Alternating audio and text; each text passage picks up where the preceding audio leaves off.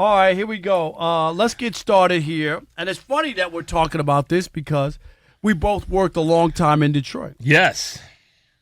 And I don't know. The people in Vegas are crazy, mashugana, whatever you want to call them. But, Alan, they're not saying that the Lions are just going to, win the NFC North, which, are you ready? They've never done. Oh, yeah. The Lions have never won the NFC North. Remember, it used to be the NFC Central, right? In the old days. I remember the heartache year after year. You know it. Yeah. Okay. Year after year. So they're not saying that, which would be like they would win the Central, the North by default, right? Right. Green Bay is in kind of rebuilding, and no Aaron Rodgers. Right. The Bears haven't been good. They got new management and whatnot, and a young quarterback. For the umpteenth time. Right. And the Lions had a flurry of a finish. Right. They didn't make the playoffs, but they had a flurry, so people are feeling positive about them. Vikings and have the given Vikings up on Dalvin Cook. Exactly, like a great running back. So they're in flux. Nobody knows exactly what they're going to be. Kirk Cousins is all you have. How do you give up a running back of that ilk? Right. So people are just predicting, okay, the Lions going to win finally, win the division. Back when the Lions, I think, won the Central, when it was called the Central, the Tampa Bay Bucks used to be in that division. That's how long ago at the Silverdome, Allen. I mean, like that's a long time ago, okay? But I'm here to tell you, I'm not buying the Detroit Lions in this movement of earth that everybody's predicting. There's a big difference, Allen, from last year when nobody's expecting anything. Rob G, what'd they lose? Their first 6 games? Was that what it was? They lost like to start the season, and then they all of a sudden 1-6. Okay, they started out 1-6, and then they won like 7 out of 8 or whatever it was, 8 out of 10 to finish the season. Everybody jumped off the bandwagon early last season. You remember that, and then all of a sudden, oh my God, Dan Campbell, what a great coach he is, and all that kind of stuff. Alan, turn your phone off, okay? Do you remember coming out of Hard Knocks? Everybody was like, they loved Dan Campbell because of what they saw, right? And I'm like, okay. So now everybody's in on the Lions. But here's the difference, and here's why I'm not going to buy into it. Alan, as you know, I work for both. I had a column in the Detroit Free Press and the Detroit News. Mm-hmm. And I covered like every Lions game for almost 20 years. Home and road. The Matt Millen era, I went through 2 24 straight game losing streaks on the road, Alan, which is inconceivable when you think about football. The other thing that's inconceivable is that the Lions have won 1 playoff game since 1957. Did you? Is this on? Hello? Wow. Did you hear what I said? Nobody can believe it.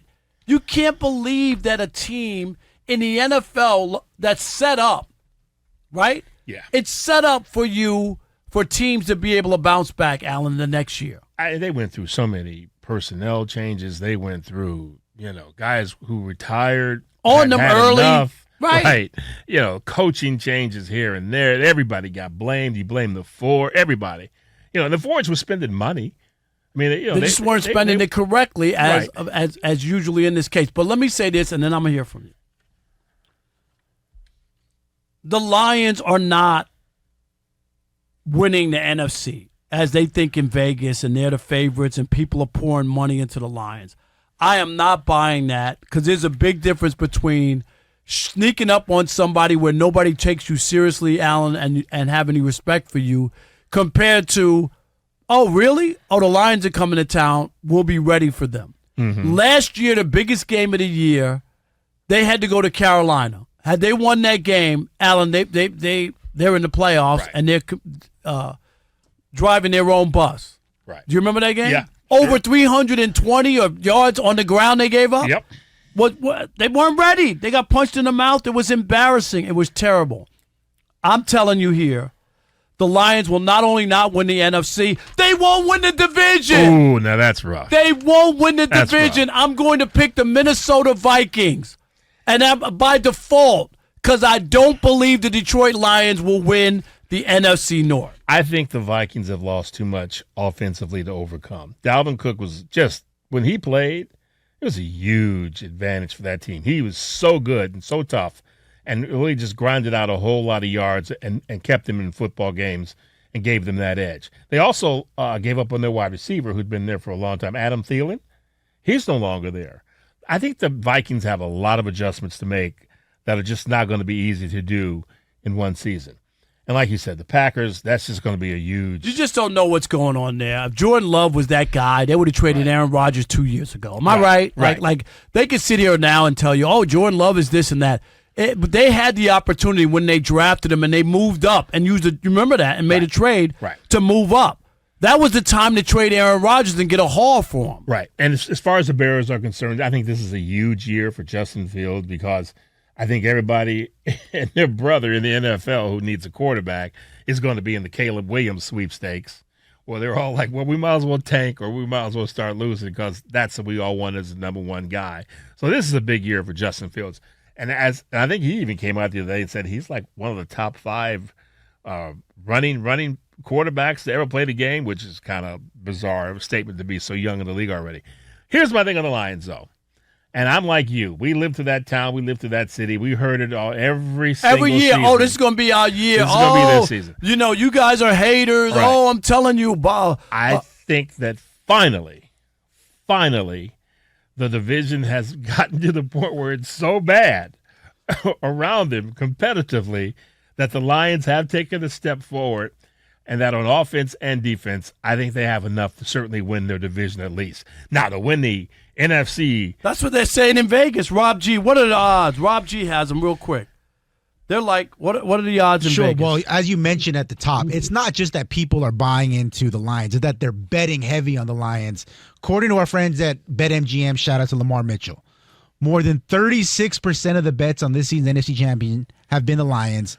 36%. You know why that is. Lions. To put that into perspective, the Eagles, who are the favorites, are getting only about a third of those bets, both on total bets and money. You know why that is. Why? Because the odds are high? Other than Californians, who goes to Vegas probably the most? People from Detroit, right? Go to Vegas all the time. I know, but my God, to just make a donation, I guess, is the thing that's crazy.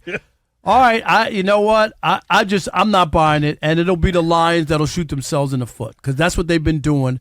I got plenty. You want to call me a hater and you hate Detroit and all this other stuff? No, I'm going by one playoff win since 1957, and that was 1991. And it just tells you there's something about this franchise. I mentioned the Carolina game. That was one of those moments. You remember, Alan? It wasn't that long ago. Matthew Stafford and the Lions played the last game of the year against the Packers at home. All they had to do was win, and they would have gotten a bye, a home playoff game, a bye, everything, win the division, and they lost. They lost. This is what they do. I think the Lions were even surprised, though, at how much they've actually gotten out of Jared Goff. I didn't think that they felt like he was going to be serviceable. I thought he was better than people made him out to be. He did get that. Yeah. That Rams offense that went to the Super Bowl, it was like 5th all time. Right, and the Lions do have one of the best young wide receivers in the game. Amon-Ra St. Brown is a tough. He's a tough guard.